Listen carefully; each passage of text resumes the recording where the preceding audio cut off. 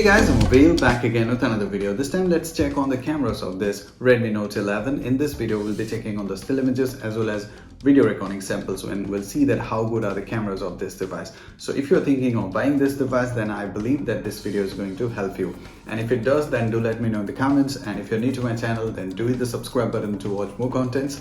And those who have already subscribed, a big thank you to all of you guys. So let's get started. So first of all, let's run through the camera specs. On the back we have quad camera setup, 50 megapixel primary sensor with aperture 1.8 and 8 megapixel ultra wide, 2 megapixel macro and 2 megapixel depth sensor.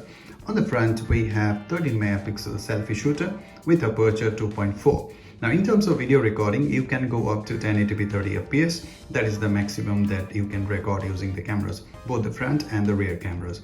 Now if you check the camera app, it is typical Me Cam. You get these options: video, photos, portraits, night, watermark, then more options are there.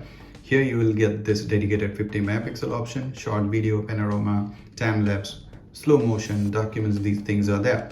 Now let's check on the shutter speed. Yeah, it's good, no lag. In portrait, no problem. In night, yes, obviously it will be there. Yeah, and it takes 2 to 3 seconds to process the image. So shutter speed is fine, no problem here. So first of all, let's check on the video recording samples, and we'll see that how good are the cameras in terms of taking recording videos. Yeah. So guys, here is a quick sample from the front camera of this Redmi Note 11. It can record up to 1080p 30 fps videos. Now apparently I can say that you have to stretch your hand to get a wider view. Okay, it crops the video a bit. Now let's walk faster to check the stabilization. And even I'm not using any mic, so you can check the this sound capture as well.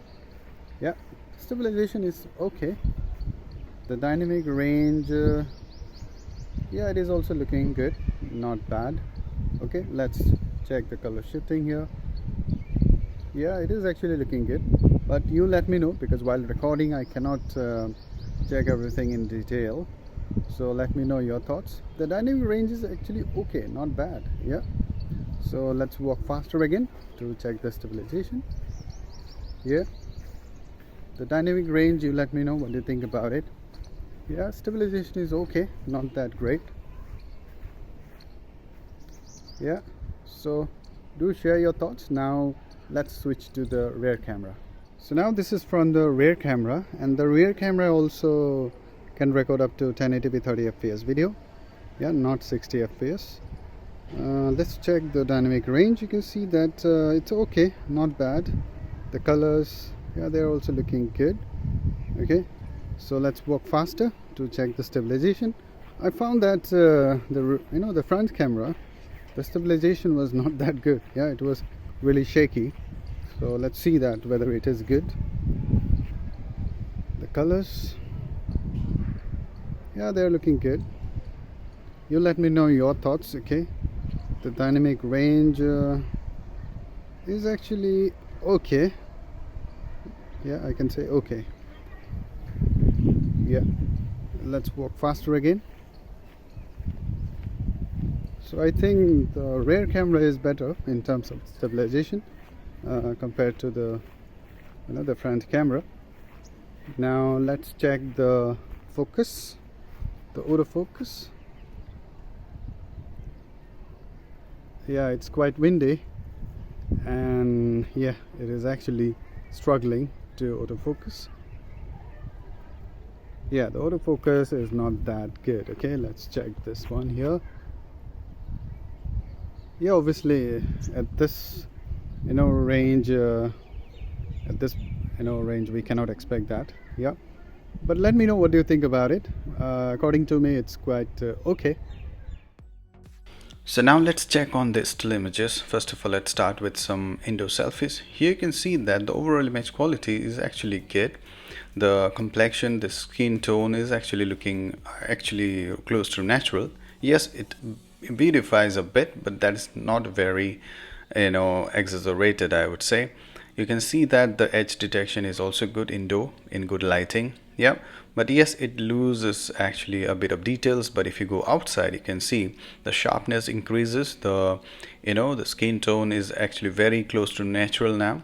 But yes, it is not that good in handling sharp lighting from the back. Here you can see, but overall image quality from the selfie shooter is actually good. So I'm really happy with this result, particularly the skin tone, the color reproduction, the edge detection, and the overall image is actually looking good. So here you can see this. Okay, so in outdoor condition it's really good.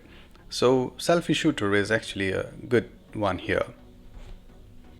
Now if you check the rear portraits, they're also looking good, but it is not that consistent in generating the proper depth effect. Plus the color, they're not that consistent. Here you can see that the t-shirt color has changed here, and depth effect is also not that good. But overall image quality, if you have good lighting, it's good. Yeah, though it is not capturing that much of details, and as I said, the depth effect could have been better.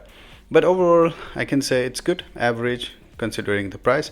As you can see now, if you have good lighting and if you have managed to keep the phone steadily, then the results are okay according to me. Now if you want to take close-up shots using the macro lens, then your hands there must be really super steady to do it, because it fails to capture sharp details. Overall, the color reproduction is fine, but you can see that details are not that sharp. And what we expect from a macro lens, sharp details, close-up details, which you cannot get here. Okay, and it is a budget phone, so I don't see any need of this kind of lenses in a budget phone, because they don't work at all. Okay, you can see that it is not capturing any details. Yeah, you can use it, but it is not that good. It is not good at all. What do you think about it? Let me know in the comments. Now HDR shots are looking good. If you want to take good looking HDR images, then it works. Considering the price, it's fine. You can see that the overall color reproduction, the shadows, the HDR effect is actually visible. Yeah, and it captures to some extent good looking details as well. You can see here the shadows are captured properly, so the HDR photos are okay, no complaints here. Now if you want to take wide angle shots, they're also looking good, because normally I've found that in budget phones they are really washed out, but here it is actually good. The color reproduction, the HD effect is also working here. You can see that it can handle light as well, sharp lighting. So wide angle shots are okay for me. You can see the detailing is there, good. So finally, let's talk about the night photography. The selfie shooter doesn't support night mode. You can see that if you have good light, then it can capture good amount of details, but if it is darker, then it fails terribly here. So it is not usable, I would say, in darker condition. The same goes with the rear camera. Even if you turn on the night mode, you can see that side by side there is no difference at all. So night mode is actually really bad on this. You can see that no light, no details. Yeah, so you cannot actually use it in darker condition. So guys, I believe that after checking on the samples, you have got some idea about the camera setup of this Redmi Note 11. According to me, before we judge the setup, we need to consider the price, okay? And based on the price, I can say that it's a good package, yeah? Because the selfie shooter is really good, considering the price. The HDR photos are also looking good. The wide angle shots, they are actually good. So in good lighting condition, you can take good looking images. But yes, the night photography is really bad, because I found that the night photography is better on Micromax in Note 2. So that's something that you can consider as well. Okay, so overall I can say that the camera setup is okay. Yeah, if your priority is not a camera phone under a budget, then definitely this is a really good option for you according to me. So that's it in this video guys, and I believe that you have got some idea about the camera performance of this device.